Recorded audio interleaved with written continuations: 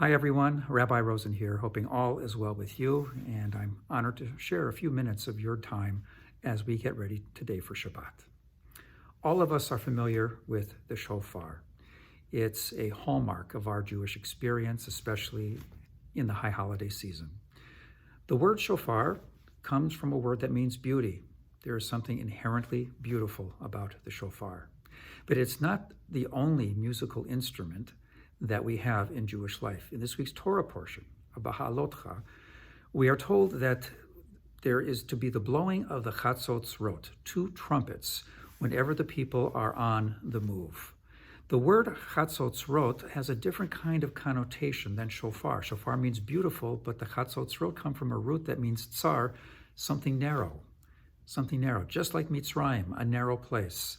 It's appropriate, I guess, that when the people are coming forth into freedom, that they would be summoned by an instrument that also means narrow.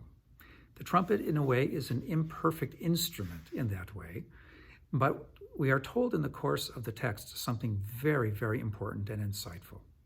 There are two kinds of notes that are to be sounded. The tikiyah that we know of from the shofar, a long note of triumph, and the tru'ah, which is a staccato note of warning, of wailing, of sadness, of concern.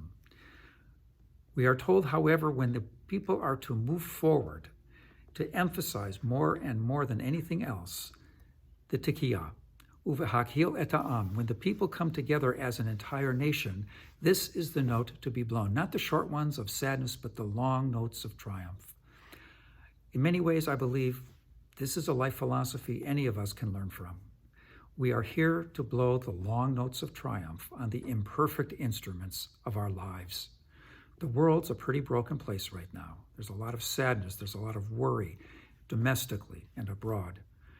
But hope begins when we are able to say, let us move together with like-minded individuals, with our religious community, with our congregation, to see all that we can see in for the purpose of being able to make life better, to bolster ourselves spiritually, ethically, in every imaginable way, so that we can greet the challenges of tomorrow with a sense of hope, with a sense of embrace of all that might come. And when we are committed to not only tooting our own horns, excuse the pun, but rather joining together in unison to live the notes of triumph, there is no limit to what we can accomplish. Again, beautiful day, wonderful to be with you. Shabbat shalom. See you very soon.